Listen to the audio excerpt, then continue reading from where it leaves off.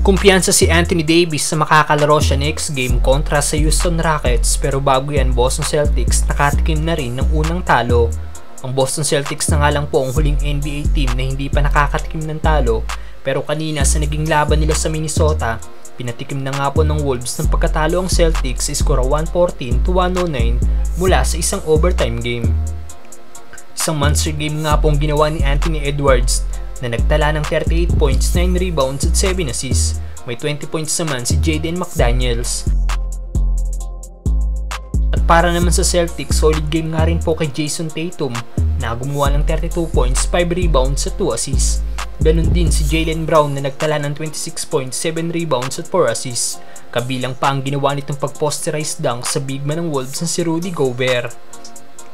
Grabe nga po naging posterized dunk ni Brown dahil after niyang dakdakan ng Wolves big man, bumagsak at napaupo pa ito. Madaming NBA fans na nag-react sa ginawang ito ni Brown sa 3 times depoy. Ayon sa isang fans, "That's not a poster, that's a body." RIP daw kay Rudy Gobert. May isang fans naman na nagsabi na masyado daw overrated ang Wolves big man. Kahit nga daw po si Simmons ay once sa poster din si Rudy Gobert. Ayon naman sa isa nagkomento, pero sa huli daw napunta sa Wolves ang huling halakhak. Samantalang good news, Anthony Davis kumpiyansa maglalaro next game laban sa Houston Rockets. Malaking dagok nga po naging pagkawala ni Davis sa lineup nila kanina dahil matapos ma-injured at tuluyan ng paupuin sa laro. Dito na nga po dinomina ng Heat big man na si Bam Adebayo ang painted area at nakagawa ng triple-double, 22 points, 20 rebounds at 10 assists. Pero kahit ganon, isa lang ang naging lamang nila sa Lakers. Maraming nagsabi na malaki ang chance ng Lakers kung nakapaglaro lang si Davis ang buong laro.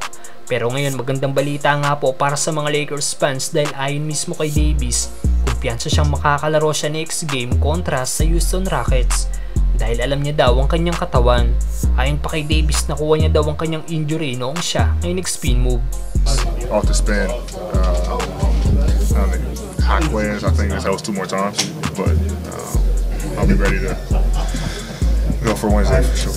Good news talaga ito para sa Lakers dahil kailangan na kailangan talaga nila ang produksyon ngayon ni Anthony Davis, lalo't bumagsak na sila sa 3-4 na record at marami na silang player na wala sa lineup dahil sa injury.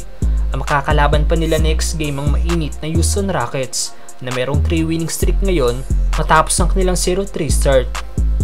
Kailangan ng Lakers ang presence si Davis laban sa big man ng Rockets na si Alperen Sengun na malaki ang naging improvement ngayon bilang all-around player, averaging 18.2 points, 8.5 rebounds at 7 assists per game. No look to Smith down the baseline for the slam. That's just fun. I mean, the Rockets sharing the sugar. Look at this ball movement here, and Jalen Green, man, a selfless passer, and Al P hitting his main.